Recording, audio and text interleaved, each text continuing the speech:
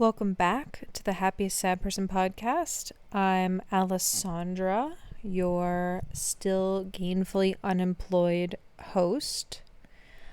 Back at it again, second week in a row. Let's keep up the good consistency and behavior. I've really been trying to keep up my spirits and my energy, and I've really been just as busy as ever, even though I have not been working, because I've been writing a lot and reading a lot, trying to get in a bunch of steps, just trying to fill that time. Because if I don't fill it with something productive, it's going to be filled with something not that productive at all. So it's a weird irony, realizing that I'm oddly happier than I have been in a long time, but also not, because everything I'm doing now really feels meaningful to me and like it matters and enjoyable. It's still very difficult. Writing is challenging. Podcasting is challenging. I started my second novel. I downloaded the Scrivener software. So if anyone has any suggestions, ideas, ways to use that writing software the most effectively, DM me on Instagram or comment on the YouTube version of this episode. Much appreciated. And yeah, I've just been really enjoying what I've been doing. And so even though this is challenging and financially, unless you're independently wealthy, not having a job is, kind of shitty. I've just sort of been feeling lost with when I do find something. If it's not something in the creative world, I'm really going to feel kind of back where I started, where it's depressing because I'm still not doing what I love. And I get that creative work is a challenge, and I signed up for something that's difficult. I'm climbing a tall mountain, and I'm Sisyphus pushing the boulder up the mountain, and I kind of continue to get clobbered with it every time it falls back down again. And there's no guarantee I'm going to reach the top of the mountain. Not everybody that pursues creative work succeeds, and success is different for everybody, especially in the creative world. So yeah, I've just been telling myself keep going, no matter what the thing I'm working on is, or no matter how silly it seems. It's like a shark. You have to keep moving to stay alive. Keep moving, keep moving, keep moving. And so far, and I'm not ignoring my problems, and I'm not avoiding it, but so far staying moving has helped. And I've been working outside a lot, doing computer work outside,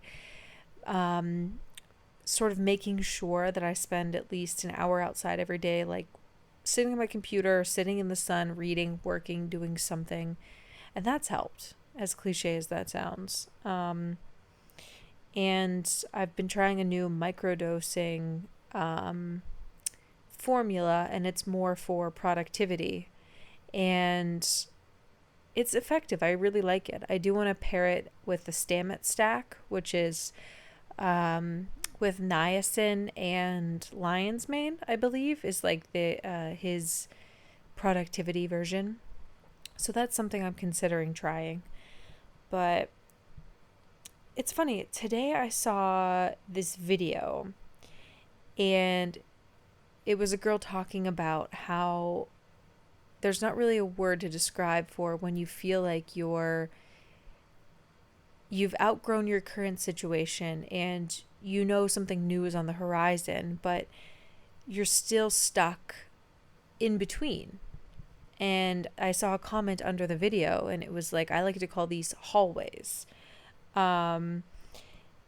walking away, not yet where you're supposed to be. And it's funny, I was like, oh, that's such a perfect description, because I feel like I'm in a very long hallway right now. I do really feel like I'm on the precipice of something good, whether it's my creative work works and I get a literary agent sooner than I had anticipated, or I find something else in the interim, some other job, and then I continue on with these projects and they work in my favor, and then I can transition over to doing solely creative work.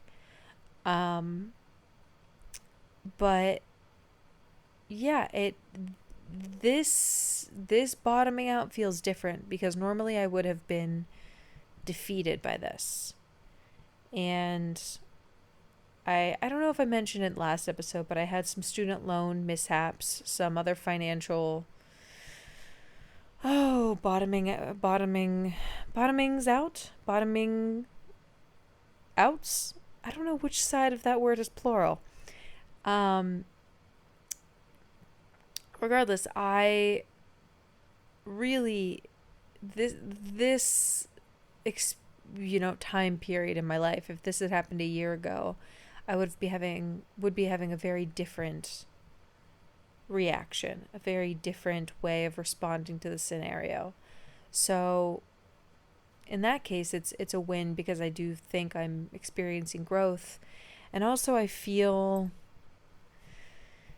I don't know if it's delusional, but there's some sort of optimism that everything's going to be okay, that I'm going to figure this out, that something else is going to come along, something better than before, something that makes me feel connected to people and like I'm doing a real job, like I'm participating in making the world a better place. Because as silly as that sounds, that's really all I want. I mean, I'm kind of maybe naive or childish in that way, but I just want to make a difference in the world and make this place better than I found it.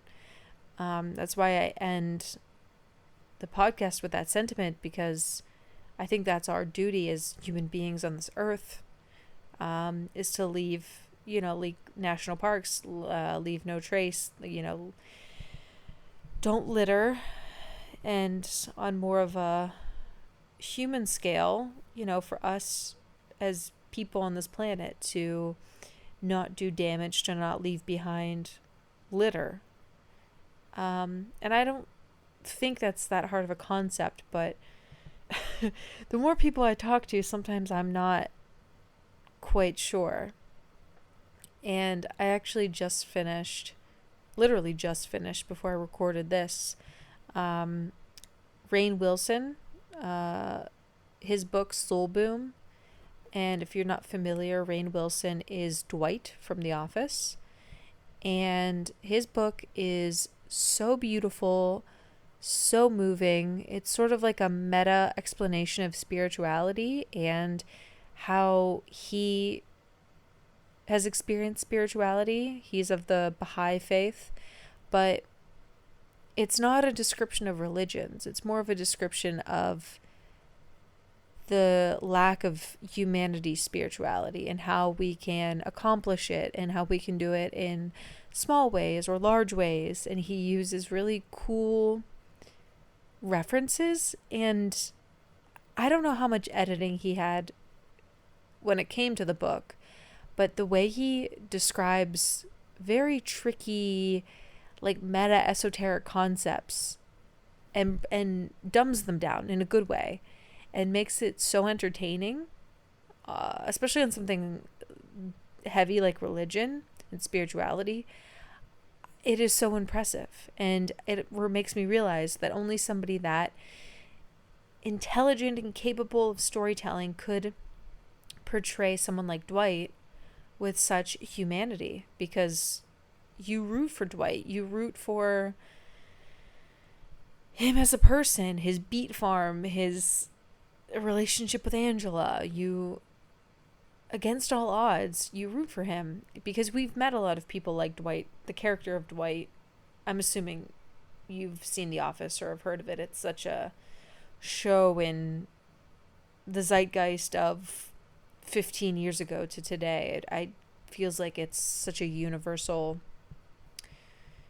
show, and I feel like it's going to be like Seinfeld or Friends, where everybody knows it and references it. It's just a part of the culture. It's like pumpkin spice lattes. It's like The Office. And yeah, we've all met people like Dwight, and they can be profoundly unlikable. That caricature can lend itself to a kind of incel type guy. So for Dwight, the character to be so likable and have depth, that's a testament to, I think, Rainn Wilson's acting abilities and, I don't know, and something within him. And then when I listened to the book, I realized that he, the actor, is the reason why that character works. Aspect to the to listening to the story, to listening to his book, added to that. But I cannot recommend that book more, and I'll have it linked in the description below. And today's been not a bad day, not a good day, just an in-between kind of day. I've definitely been realizing with not having a job and just kind of keeping more track of my time, I am atrocious at managing my time. I don't know about you, but I either think I can get done 85 million things in a day, or I have one task to do, and I will do little bits and pieces of every other task except for the task I need to do. I.e., for me, it was recording this episode today. I also tried to record a TikTok of a excerpt from my book in relation to, I'm sure you've heard, it was in the news and it was frequented, but Harrison Butker, I believe he's from the Kansas City Chiefs. He gave a commencement speech at Benedictine College, and it was extremely sexist and gross, and I hate the word offensive, but I don't know, other than the word offensive, it's just disgusting, misogynistic, telling girls that they're girls who've just graduated, who have just spent so much of their life working so hard to get this degree. This is their time to be celebrating, along with the boys. Obviously, they're just students. It shouldn't be a gendered discussion. And he tells the girls that, okay, all of this doesn't matter, but what's really going to matter when your life is going to start is when you find a husband and get married and have kids. That is your job. Entirely negating everything they've worked for up until this point, and entirely negating anything that they do up until they get married and have kids. It's like their life doesn't matter. And it's so profoundly insulting. It's so disgusting. And so I was filming a stitch in response to that with an excerpt from my book about how I think Harrison Butker's pastor would be preaching to him, and where he's getting these ideals, because he is a part of the Latin Mass Catholics, I believe is what they are called, and he is allegedly of the gay persuasion. And allegedly, I don't know if this is true, but people have said to have seen him on Grindr, and again, allegedly he went to gay conversion camp. Allegedly, and allegedly it was twice. And he also gives off a gay energy, and not like a fun,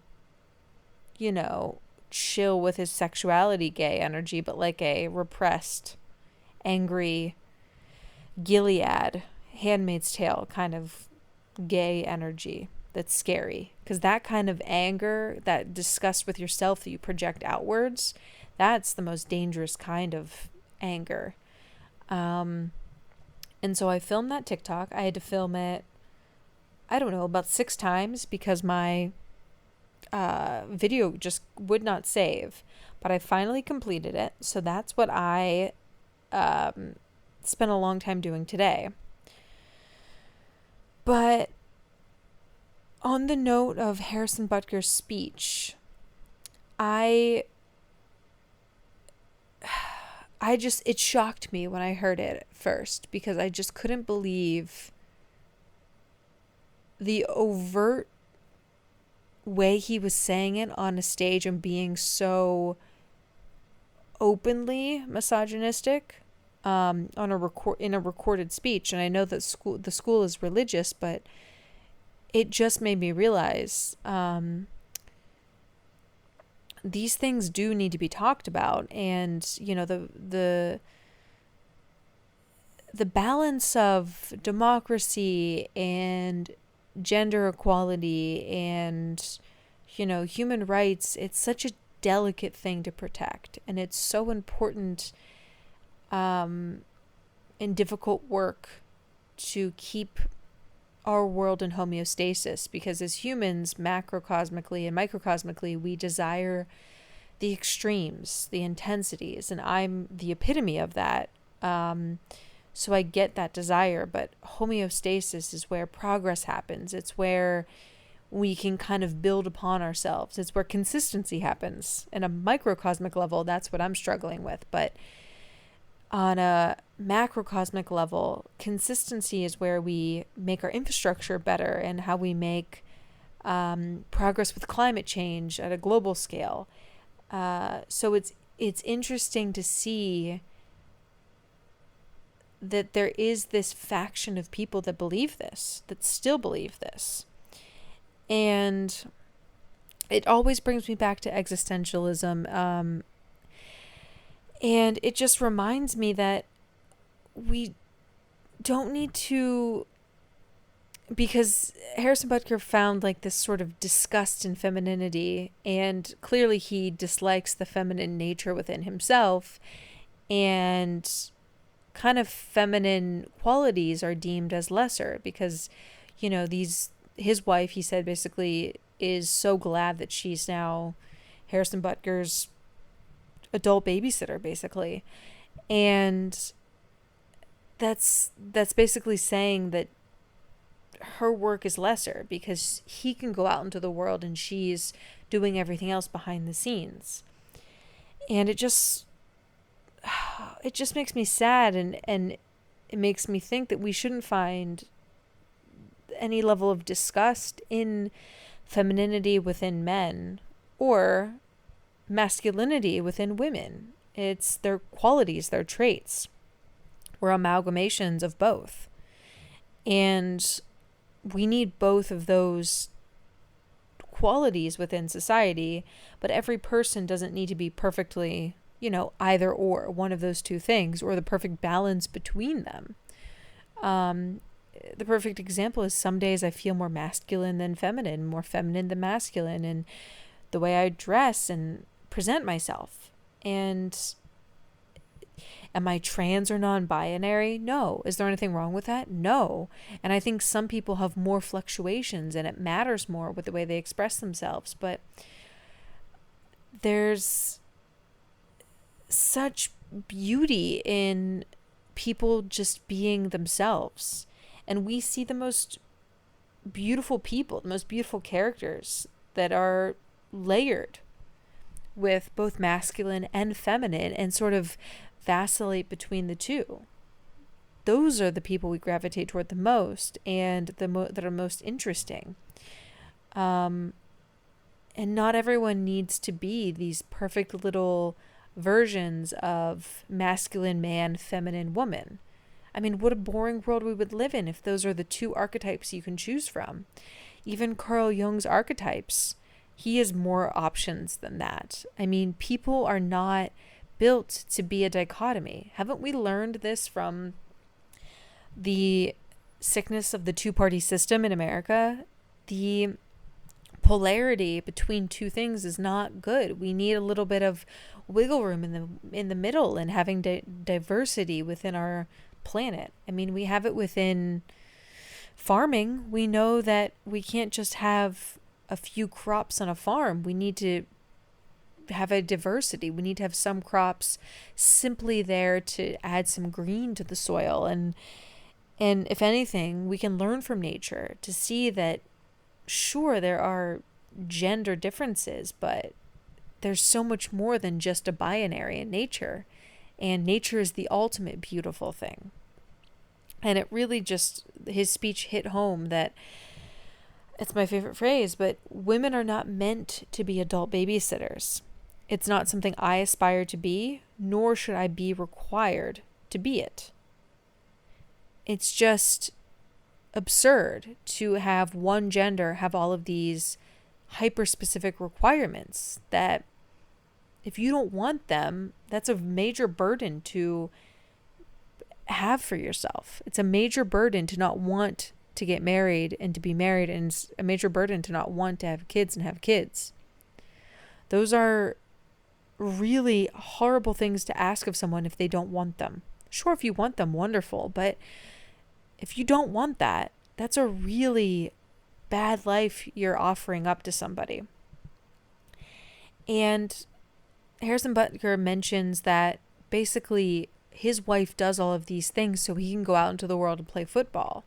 Like, she is just this person that does these tasks for him and lives for him, and he gets to shine, and that's a right not given to her. And it made me think of this quote from Simone de Beauvoir from the book The Second Sex, and she's a feminist writer, and it goes like this: few tasks are more like the torture of Sisyphus than housework. With its endless repetition, the clean becomes soiled, the soiled is made clean, over and over, day after day. The housewife wears herself out, marking time. She makes nothing, simply perpetuates the present, eating, sleeping, cleaning. The years no longer rise up toward heaven, they lie spread out ahead, gray and identical. The battle against dust and dirt is never won. And if that's not true about a woman's work, I don't know what is. It's continuous and the same. And if that's all you're giving to someone, you're robbing them of their existential right to choose what's desirable to them, to make something of themselves. And I personally want to have something at the end of all of that work. In the case of housework, children, taking care of the home, the husband, the kids, women don't get a prize or a book or a tangible thing that proves of all the work that they've done. It's just an expectation. And then it's wiped clean again for the next generation of women to take up that task. It just continues. Dust comes from our skin cells. We, as human beings, being alive means there's going to be dust. And so there's always expected to be a woman to dust. And that expectation without reward or praise or accolades or the freedom to say no to it or to share the task is pretty abysmal. And men don't often think of that reality. And I'm not one of those people that is wanting to pit the genders against each other. I don't think that's a valuable discussion, but I often think when you're not tasked with those rules as men, it's just something you don't think of. And it takes an extra level of compassion or thought or empathy to consider why a woman might not want to do these things, because men don't ever have to consider these things. And so I think it's a worthwhile discussion to have. And for me, it's a requirement. If I'm speaking to a man and they don't care about that fact and we're still think that it's just a woman's job and that it's not a human being's task to take care of themselves, to be able to do household tasks, have a job that keeps them afloat, or a skill, or having some community facing task that they do, and have levels of emotional intelligence and having a functional intelligence quotient. Those are human responsibilities. And so if a man immediately thinks of me as a caretaker, an adult babysitter, as eventually that's going to be your job, that's someone that fundamentally doesn't respect me as a human being. Because I don't look at a man and just see him as a someone to bring home the bacon, as the breadwinner of a family. I look at him as a human being. I look at him as, what are you best at? I am not best at. I can cook. I'm functional cooking, but maybe he's best at cooking. Great, you can cook. I really like doing laundry. I don't know why, but I do. I despise making the bed. Okay, you can make the bed.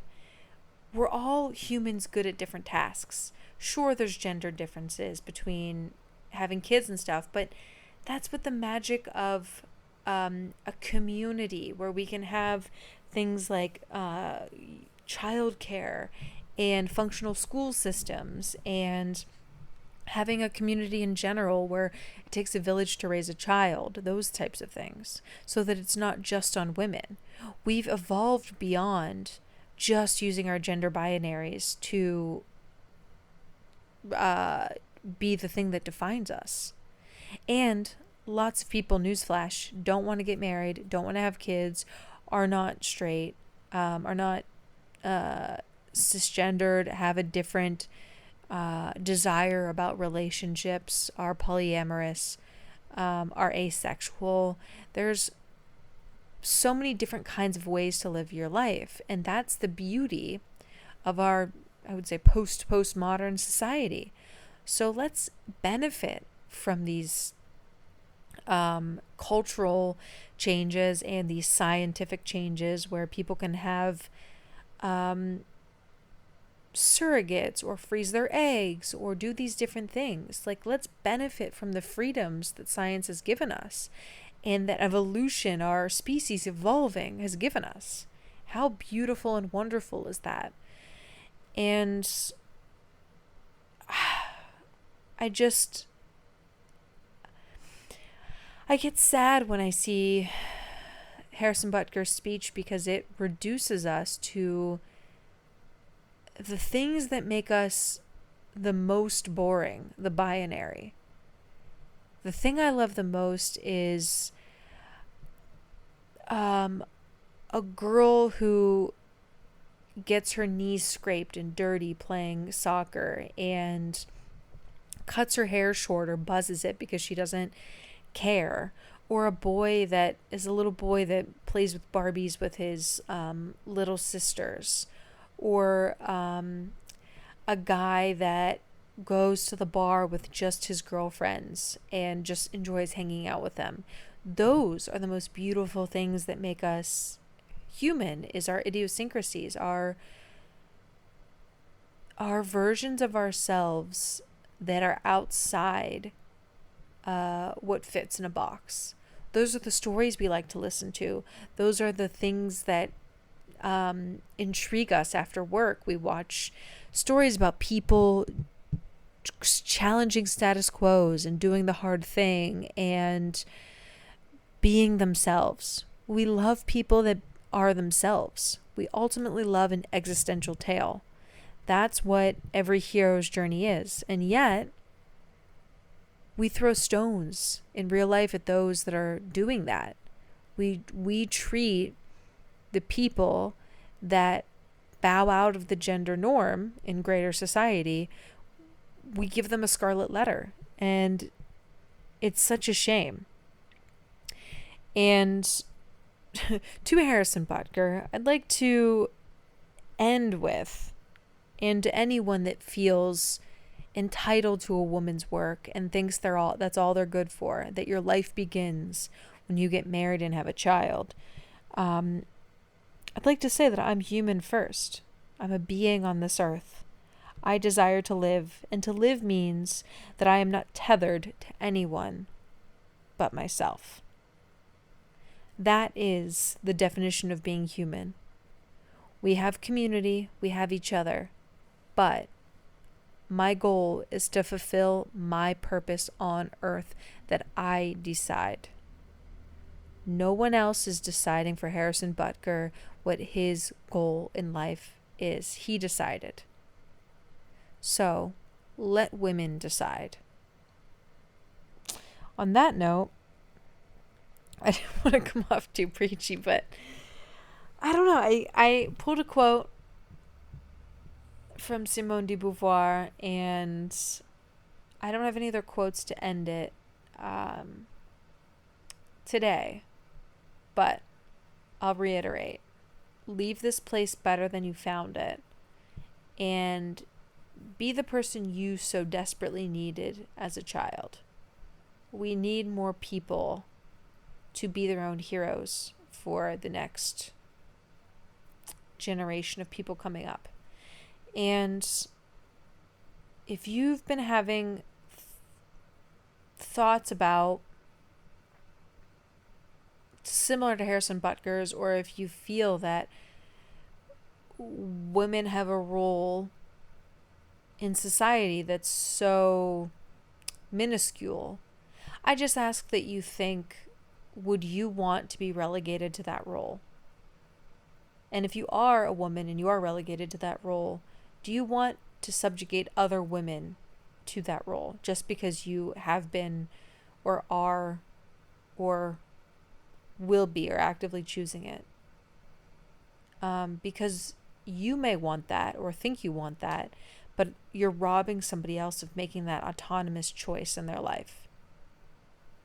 We are all human beings. We are all equal. We are all just creatures trying to get by. Don't forget that. And on that note, thanks for listening, everyone. Follow me at the Happiest Sad Person podcast on Instagram. Alessandra Jacobs on TikTok if you want to listen to that other excerpt